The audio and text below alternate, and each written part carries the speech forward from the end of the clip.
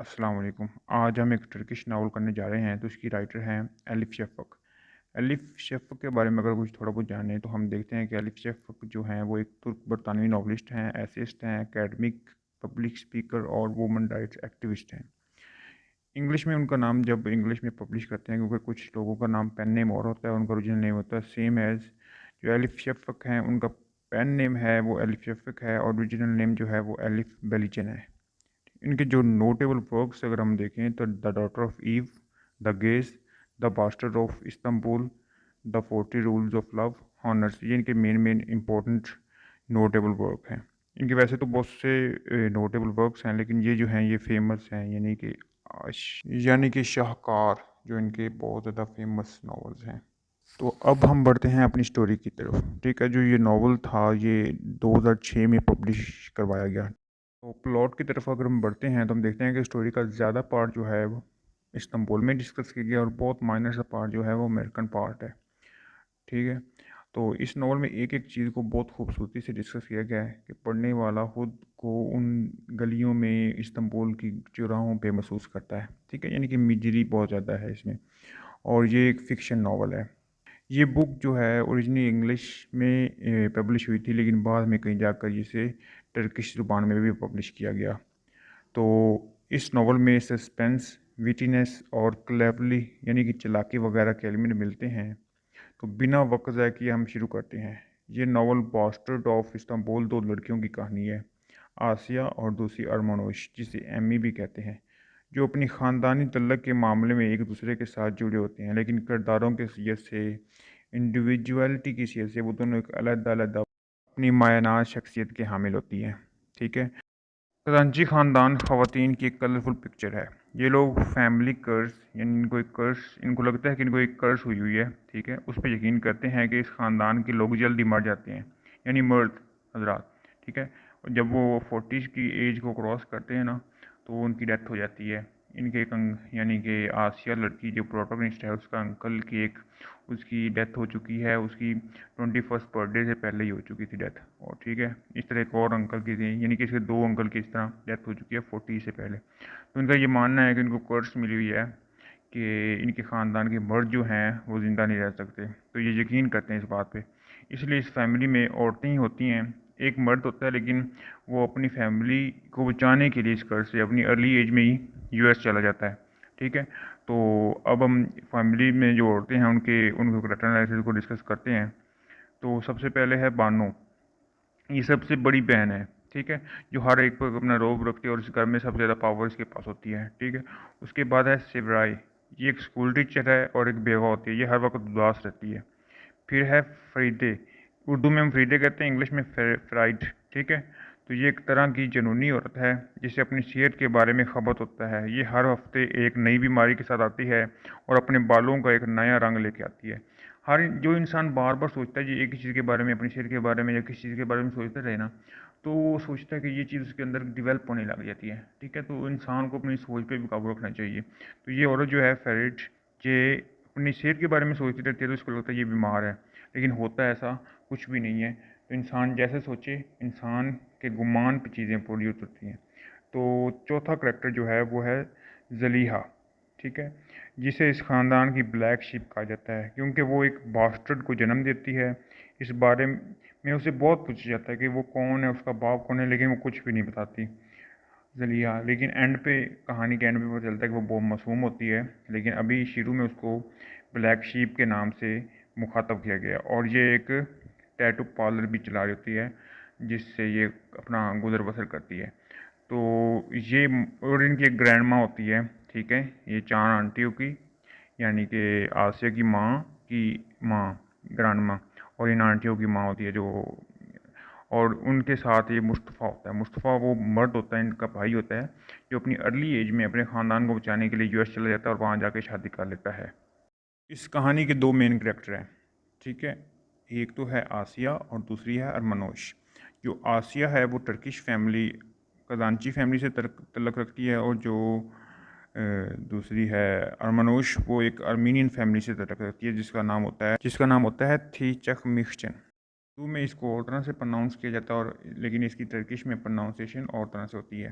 ज़ाहिर है हमारा वो लहजा नहीं है, हम नेटिव नहीं है, तो हम वैसे प्रोनाउंस नहीं कर सकते। हम अपनी प्रोनाउंसिएशन के हिसाब से अपनी नेटिव जिस ज़ुबान में हम बोल सकते हैं हम उस लहजे में बोल सकते हैं। तो इसलिए थोड़ी सी ऊंच नीच हो जाए तो उसको अपोलोजाइज़ करता हूँ उसके लिए। तो हम अपने बिना टाइम वेस्ट किए बढ़ते हैं इस कहानी के प्रोटैगनिस्ट की तरफ। इस स्टोरी का प्रोटैगनिस्ट एक 19 साल लड़की होती है जिसका नाम होता है आसिया खजांची। हमें दिखाया जाता है कि ये लड़की बहुत इंटेलिजेंट लड़की होती है, ये रीडिंग बहुत ज़्यादा करती होती है और म्यूज़िक सुनती होती है शुरू में। ये इंडिपेंडेंट लड़की होती है, लाइक अपनी मर्ज़ी करती है और कम ही किसी की सुनती है। और जो जॉनी कैश के म्यूज़िक को सुन लाइक करती है और ये कबूल सूरत होती है, यानी कि ज़्यादा खूबसूरत भी नहीं होती और इतनी बदसूरत भी नहीं होती कि इसको देखा भी ना जा सके। ठीक है, यानी नॉर्मल ब्यूटी। और ये अपनी फैमिली के साथ रहती है, खजांची फैमिली जिसका नाम होता है।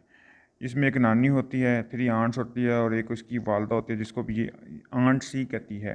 ठीक है, यानी कि उसको भी अब घर में रहते हुए आंट कहने की आदत हो चुकी है, इसलिए अपनी माँ को वालदा नहीं कहती बल्कि आंट ही कहती है। तो इसकी मेन रीज़न तो ये खुद जान सकती है, हम नहीं बता सकते।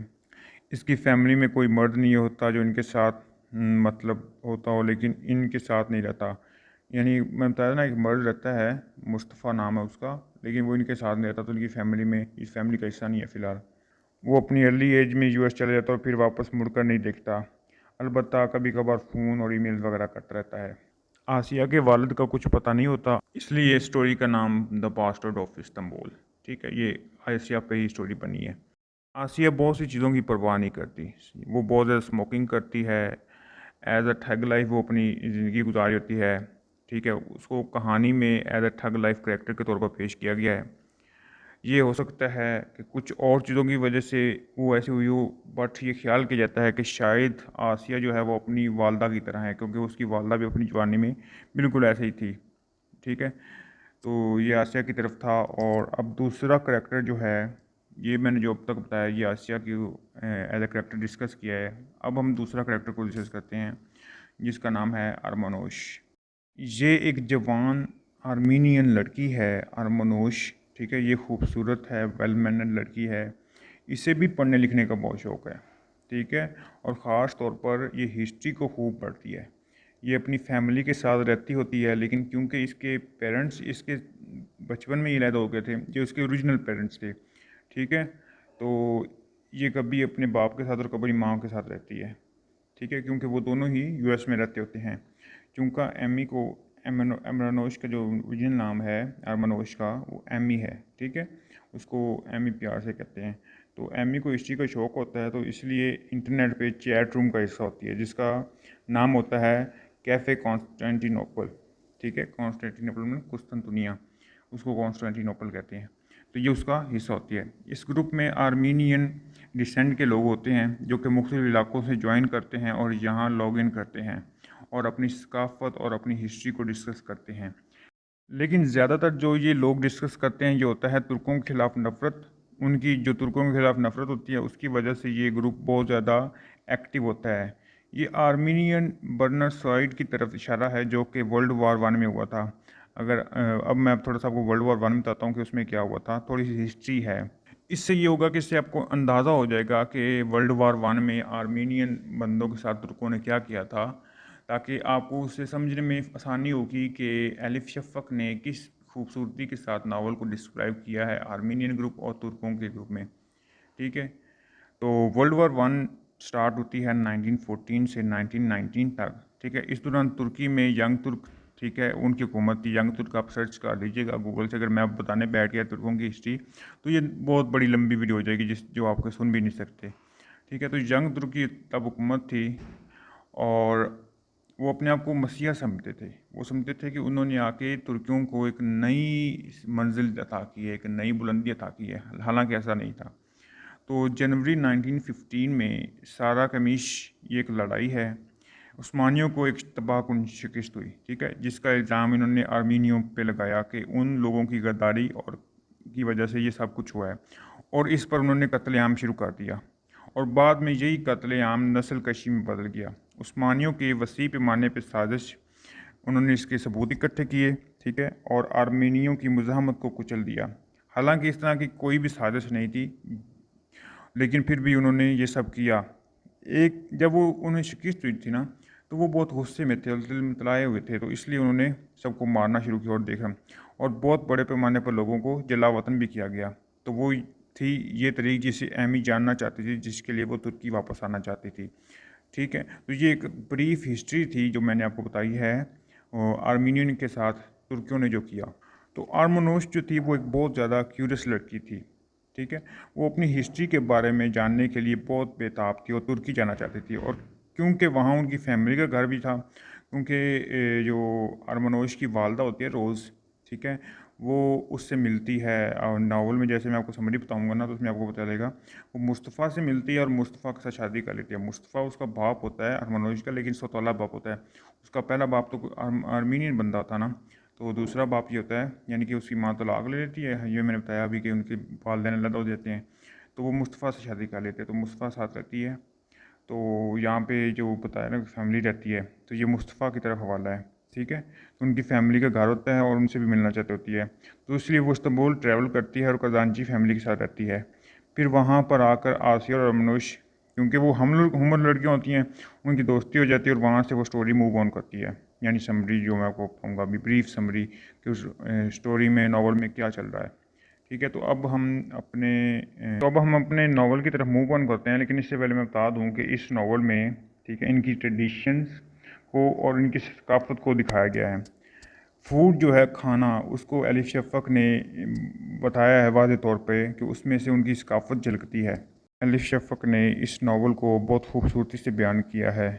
आप एज ए रीडर इसकी खुशबू, यानी कि इस खाने की खुशबू को जिस तरह वो बयान करती है, आप अपने पास महसूस कर सकते हैं। तो ये नावल जो है वो ट्विस्ट से भरा और उनके टर्किश कल्चर से भरपूर नावल है। तो आप पढ़ेंगे और इसको खुद ऐसे महसूस करेंगे जैसे आप उनके दरमियान हैं। ठीक है, इतनी खूबसूरती से, इतने डिटेल के साथ उसने इस फिक्शन स्टोरी को लिखा है।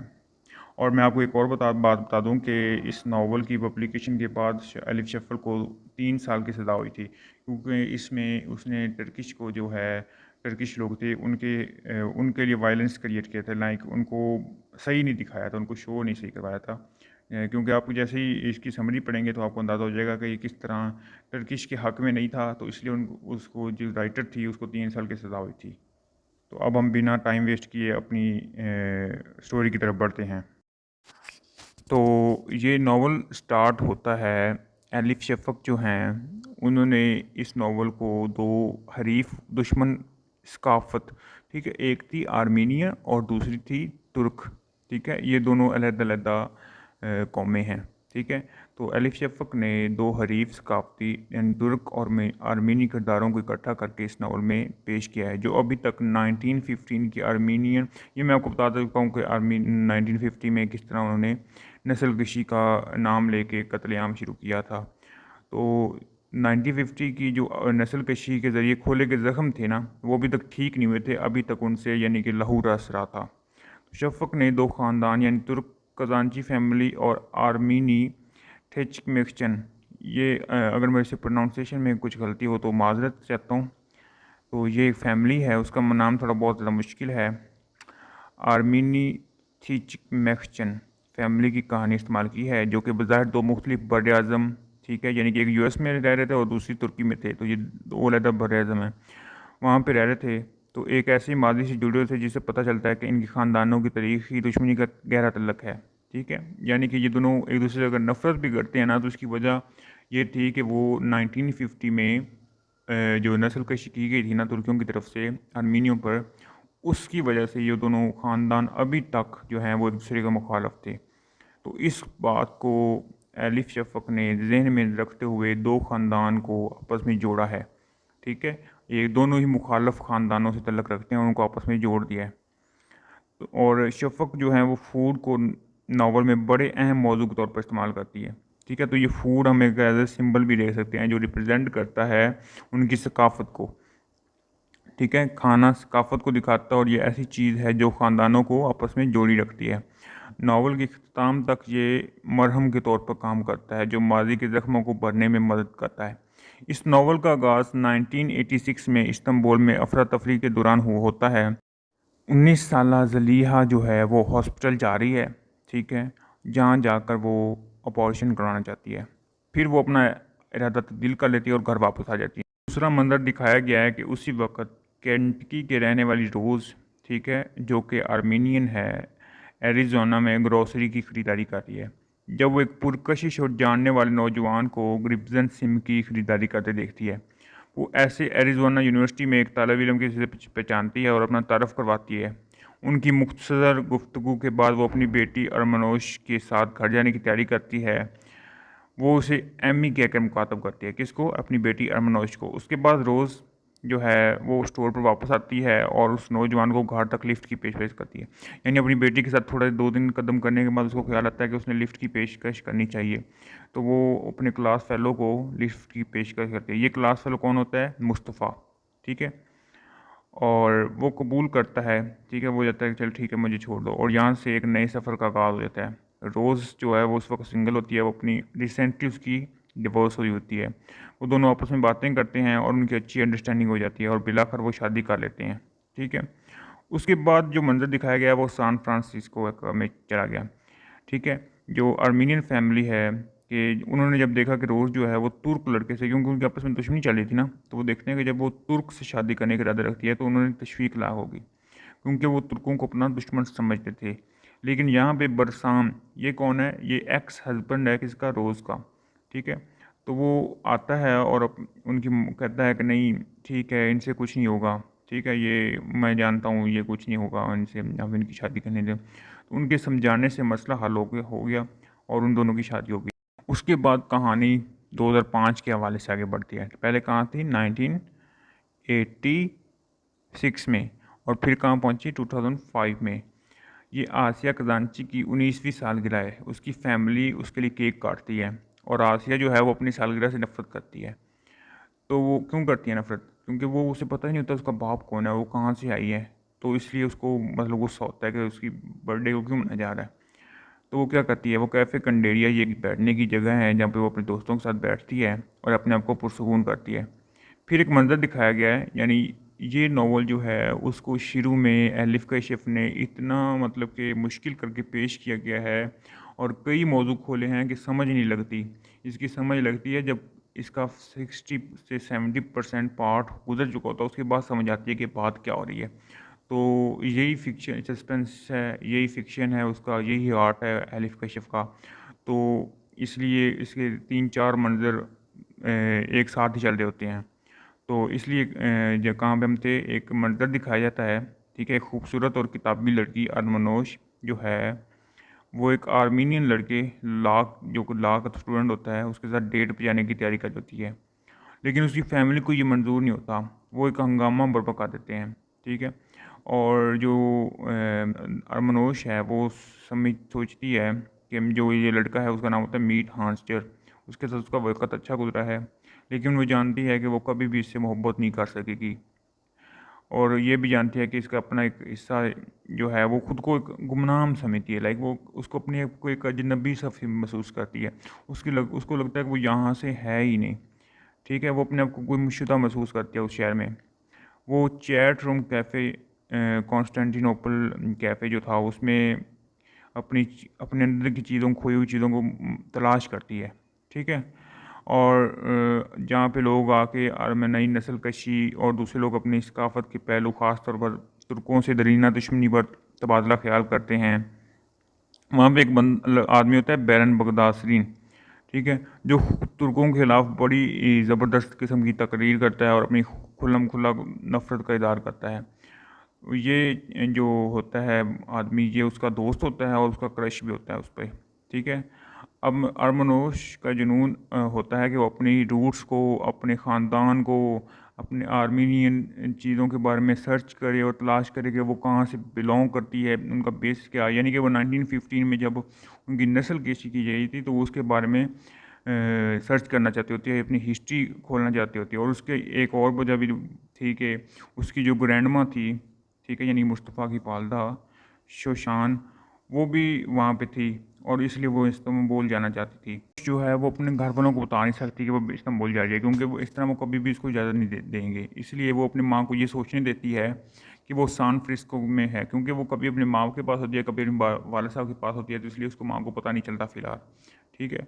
और वो अपनी फैमिली को भी नहीं बताती, क्योंकि वो फैमिली आर्मीनियन है, वो कभी भी उसको तुर्कों के पास जाने नहीं देंगे। ठीक है। तो वो उनको यही लगता है कि वो टस्कन में है। ठीक है। वो इतनी जल्दी फैसले कर रही होती है कि वो अपनी इस अमल पे खुद ही हैरान होती है, लेकिन फिर वो इस पर अमल भी करती है। ठीक है। और निकल खड़ी होती है इस्तांबुल जाने के लिए। फिर वहाँ पे अब इस्तांबुल का मंजर दिखाया गया है।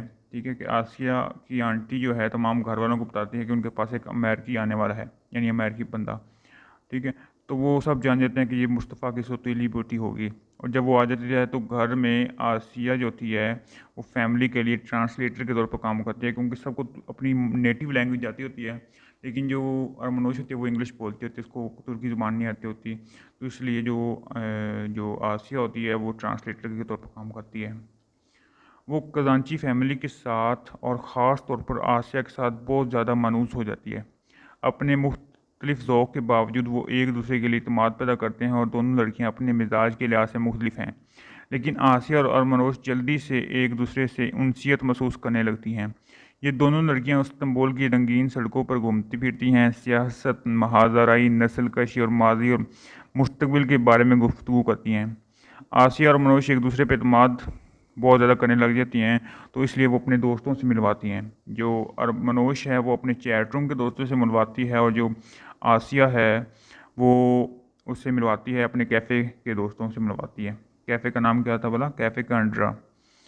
तो अब एक और इसका पॉइंट हमने ये भी लिया जा सकता है कि जो आसिया है वो भी मॉडर्न ख्यालात की मालिक होती जाती है। कैसे? क्योंकि जो अरमनोश है वो आके ही कहती है कि तुम्हारे बावजूदार ने हमारे साथ गलत किया, तुर्कों ने हमारे साथ आर्मीनियन के साथ बिला वजह नस्ल कशी की।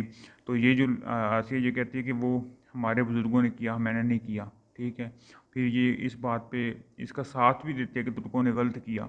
ठीक है। उसके चैट रूम में जाके उसके साथ यानी कि ना कहती है कि मैं भी तुम्हारे साथ हूँ, मैं भी तुर्कों के खिलाफ तहरीक में तुम लोगों का हिस्सा लूँगी। इस दौरान जो नावल है वो अपने इख्तिताम की तरफ बढ़ता है, और एक मंजर दिखाया गया कि आंटी बानो जो है वो मैं आपको एक करेक्टर बता चुका ना, बानो जो सबसे ज़्यादा पावर वाला करेक्टर है इस नावल में। ठीक है। उसको एक राज का पता चलता है। वो राज क्या होता है? वो राज जिसका इल्म सिर्फ आसिया की वालदा को था, यानी ज़ुलेहा को। यानी जो ज़ुलेहा के साथ ज़्यादती हुई थी, सारी ज़िंदगी ज़ुलेहा को गलत कहते हुए गुजरी, हकीकत में वो कसूरवार वो नहीं थी। आंटी बानो परेशान हो जाती है और वो गवाह बन जाती है। रोज़ का ख्याल है कि अरमनोश जो है वो फ्रांसिस्को में होगी। वो अपनी बेटी को सेलफोन पर कॉल करती है और पता चलता है कि वो इस्तांबुल में है। वो मुस्तफ़ा को अपनी परेशानी बताती है और मुस्तफ़ा के साथ इस्तांबुल आने के लिए निकल पड़ती है। मुस्तफ़ा पहले परेशान है, आना नहीं चाहता, लेकिन वो अपनी बीवी के कहने पे उसके साथ तैयार हो जाता है और वो आ जाते हैं। रोज़ जो है वहाँ से परवाज़ करती है और इस्तांबुल पहुँच जाती है। ठीक है। यहाँ पे पहुँच कर रोज़ को जो ये शहर है उससे उनसियत महसूस हुई। ठीक है। उसको अपना अपना सा लगा। वो इस्तांबुल बहुत प्यारा शहर है, तो उसको बहुत ज़्यादा उससे अट्रैक्शन महसूस हुई, और वो ये सोचने पे मजबूर हो गई कि क्यों ये शहर जो है वो खजांचियों की तवज्जो का मरकज़ है। ठीक है। वो उसकी तारीफ़ मुस्तफ़ा के साथ भी करती है, और मुस्तफ़ा दूसरी तरफ परेशान होता है। ठीक है। और वो आना नहीं चाहता, लेकिन वो अपनी बीवी के कहने पर आ जाता है, तो उसके बाद वो घर आ जाते हैं। एक रात बानो उसके पास अशूर का प्याला लेकर आ जाती है। ठीक है। ये एक तरह का उनके लिए बहुत ज़्यादा स्वीट टाइप है। ठीक है। जो वो लोग मोहब्बत से खाते हैं। ठीक है। तो उसको प्याले में डाल कर वो ले आती है, और उनकी वालदा जो है यानी कि मुस्तफ़ा की वालदा, जिसको दादी गुलशम कहते हैं। ठीक है। उनकी आमद की तैयारी पर इसरार करती है कि ये खा ले, क्योंकि ये उनकी पसंदीदा मीठी सौगात है। मुस्तफ़ा को शक होता है कि उसकी बहन जो है वो उसका राज जानती है। यानी जी हाँ, ये राज कौन सा राज था? आसिया मुस्तफ़ा का ही नाजायज़ औलाद थी। ठीक है। जो आसिया थी वो किसकी औलाद थी? वो शुरू से बास्टर की औलाद थी। वो किसकी औलाद थी? मुस्तफ़ा की औलाद थी, जिसने अपनी 19 साला बहन के साथ रेप किया और इसे प्रेग्नेंट छोड़कर सान फ्रांसिस्को भाग गया।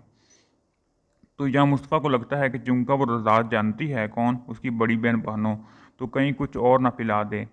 और उसकी बहन जो है वो अपने पास अनार के बीजों और पोटाशियम साइनाइड को यानी जहर है उसको डालकर मीठा में सौगात लेके आई है उसमें डाल के लाई है।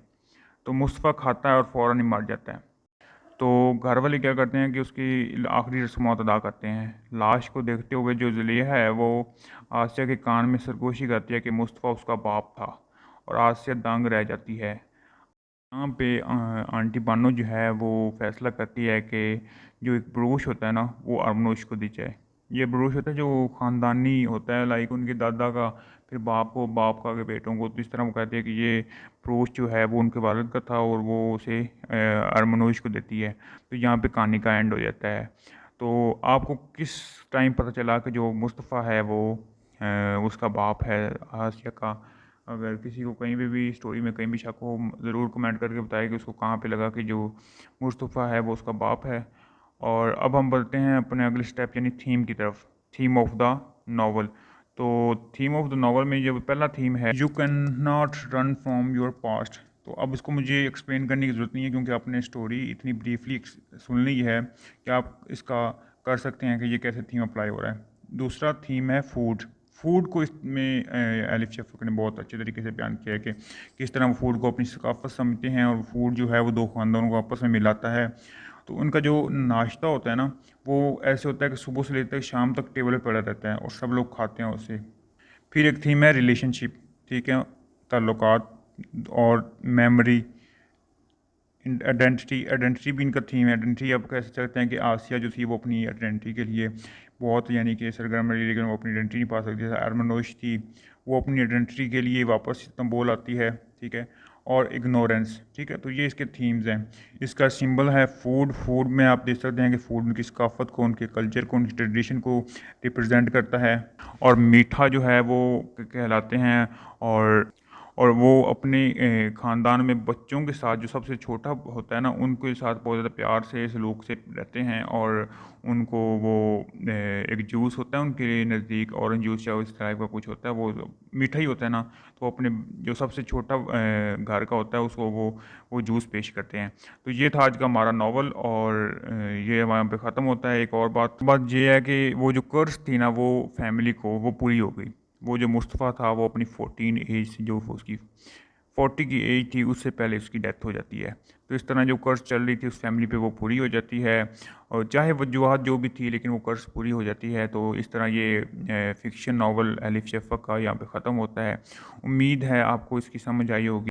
भी किस्म के कोई भी नावल या कोई बुक या रिव्यू या ड्रामा, पोइट्री, कोई भी किस्म की वीडियो चाहिए हो तो कमेंट करें और अपनी ज़रूरत बताएं। आपको 3 दिन के अंदर अंदर आपकी बुक पर रिव्यू मिलेगा। शुक्रिया, अल्लाह हाफिज़।